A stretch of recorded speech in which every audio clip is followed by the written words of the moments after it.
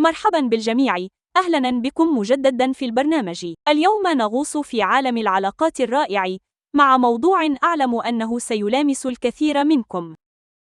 أستعد لكشف الغموض وراء سبب طرح النساء لتلك الأسئلة الغريبة. تعرفون بالضبط عما أتحدث، أليس كذلك؟ تلك الأسئلة المحيرة التي تجعل الرجال يتساءلون إن كانوا في برنامج مسابقات أم في موعد غرامي. حسنا، لا داعي للقلق يا أصدقائي، لأننا على وشك تحليل كل شيء. خلال الدقائق القليلة القادمة سنستكشف الأسباب الحقيقية وراء هذه الأسئلة ونكشف أسرار فهم النساء في حياتنا بشكل أفضل قليلاً.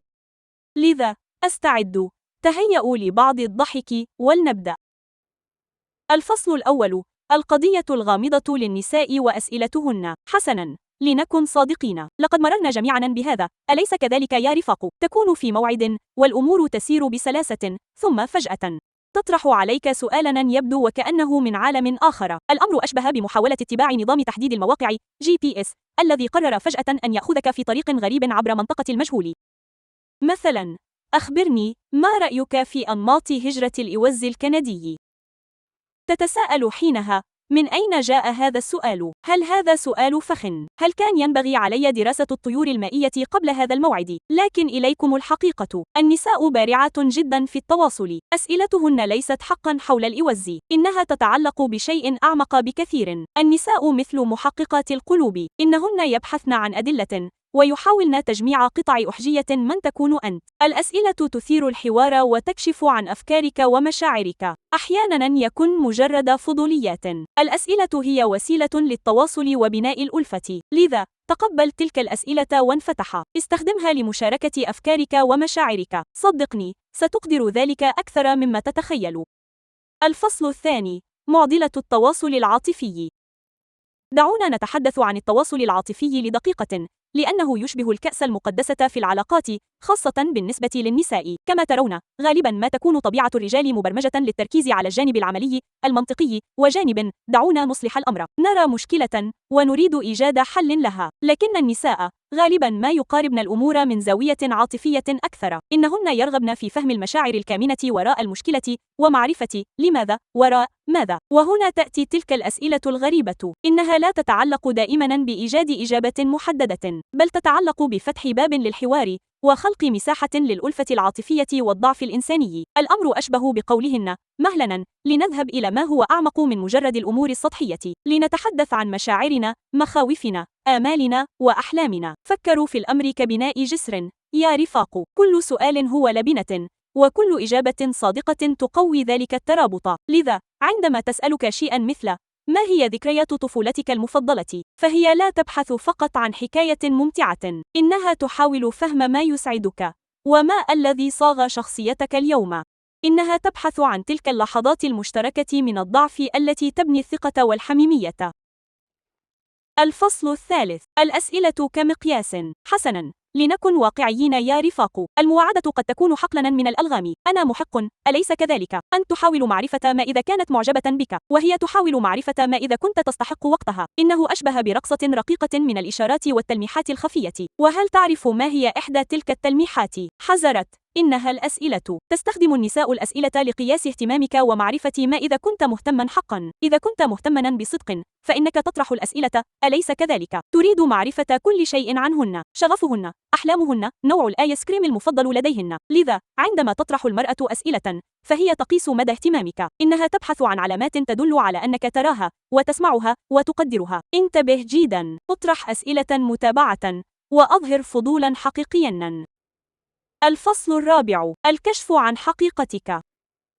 كلنا نمتلكها يا رفاق، القيم والأولويات، تلك المبادئ التوجيهية التي تشكل هويتنا وما نؤمن به. وهل تعرف ماذا؟ النساء يرغبن في معرفة ما هي قيمك، فهن يدركن أن التوافق ليس مجرد هوايات مشتركة أو حب مشترك لأي نوع من الطعام، إنه يتعلق بإيجاد شخص تتوافق قيمه مع قيمهن. لذا عندما تسألك عن أهدافك أو شغفك أو معتقداتك، فهي لا تحاول التدخل أو الحكم عليك، إنها تحاول فهم ما يحركك وما يثير حماسك في الحياة وما تدافع عنه.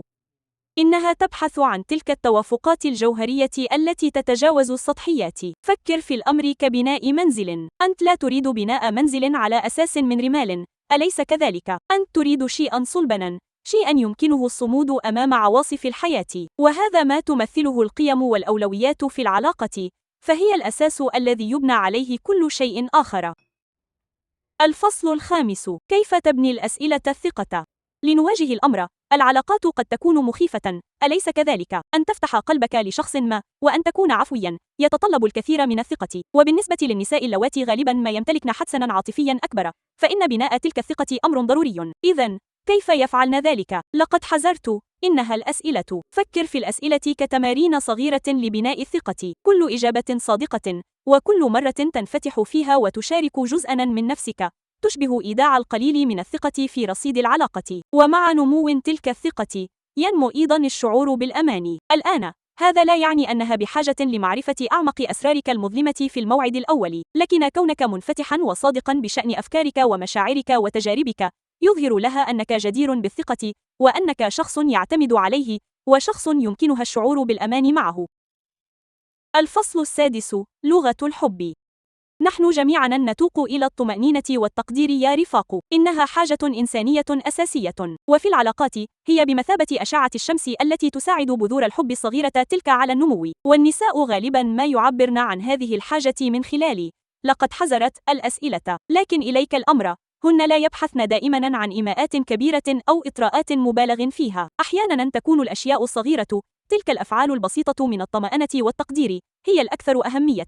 لذا، عندما تطرح عليك أسئلة مثل كيف كان يومك؟ أو ما رأيك في هذا الفستان؟ فهي لا تبحث فقط عن معلومات، هي تبحث عن اهتمامك ودعمك وتأكيدك لها، هي تبحث عن تلك الإشارات الصغيرة التي تقول أنا أراك، أنا أسمعك، وأنا أقدر أفكارك ومشاعرك. الفصل السابع: اختبار التوافق. هل نحن مناسبان لبعضنا؟ دعونا نكون صادقين يا رفاق، ليس كل شخص مقدرا له أن يكون مع الآخر، وهذا أمر طبيعي، ولكن كيف نعرف ما إذا كنا متوافقين مع شخص ما؟ حسنا، بعيدا عن خوارزميات المواعدة عبر الإنترنت والخرائط الفلكية، هناك طريقة أبسط بكثير: التحدث. ونعم، لقد حذرت، هذا يتضمن الأسئلة. فكر في الأمر كاختبار توافق، ولكن بدلا من أسئلة الاختيار من متعدد، إنها محادثة مفتوحة ومثيرة للتفكير. من خلال الأسئلة، تحاول النساء تحديد ما إذا كانت قيمكما متوافقة، وما إذا كانت أهدافكما تكمل بعضها البعض، وما إذا كنتما تتشاركان نظرة متشابهة للحياة. إنهن يحاولن معرفة ما إذا كنتما على نفس الخط، وما إذا كنتما تتجهان في نفس الاتجاه، وما إذا كنتما تتشاركان رؤية متشابهة للمستقبل. الفصل الثامن: سؤال واحد في كل مرة. الثقة يا أصدقائي هي أساس أي علاقة قوية وصحية، لكن بناء الثقة يتطلب وقتاً وجهداً، ولقد حذرت تواصلاً. وما هي أفضل طريقة للتواصل من خلال تلك البدايات السحرية الصغيرة للمحادثة التي نسميها الأسئلة؟ فكر في كل سؤال كطوبة في جسر، كل إجابة صادقة، وكل لحظة ضعف تشاركها، تعمل على تقوية ذلك الجسر، مما يجعله أكثر متانة ومرونة. ومع نمو جسر الثقة هذا، يزداد معه عمق علاقتكما وقوة الترابط بينكما. الآن، بناء الثقة لا يقتصر فقط على الإجابة عن أسئلتها بصدق، بل يتعلق أيضاً بطرح أسئلة في المقابل، وإظهار اهتمام حقيقي بحياتها، والتركيز والتفاعل في الحوارات. الفصل التاسع: فن السؤال والاستماع. جميعنا لديه أساليب تواصل مختلفة يا رفاق، بعضنا بطبيعته أكثر ثرثرة، بينما يميل الآخرون إلى التحفظ، وأحياناً يمكن لهذه الاختلافات في أساليب التواصل أن تؤدي إلى سوء فهم أو تفسيرات خاطئة. لكن إليكم الأمر، من خلال الانتباه إلى أنواع الأسئلة التي تطرحها المرأة، يمكننا تعلم الكثير عن أسلوب تواصلها وكيف تفضل التواصل معنا. هل هي مباشرة وتدخل في صلب الموضوع، أم أنها تفضل الانتقال إلى المحادثات العميقة تدريجياً؟ بفهم أسلوب تواصلها، يمكننا تعديل نهجنا الخاص لضمان أننا نتحدث نفس اللغة ونخلق مساحة لحوار مفتوح وصادق. الفصل العاشر: قوة الأسئلة.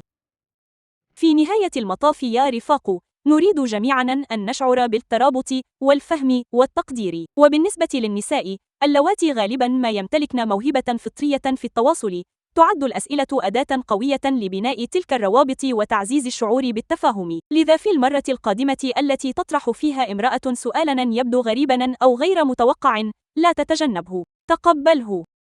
استخدمه كفرصة للانفتاح ومشاركة أفكارك ومشاعرك وتعميق علاقتك بها. تذكر أن وراء كل سؤال رغبة في التواصل والفهم وبناء علاقة أقوى وأكثر مغزاً.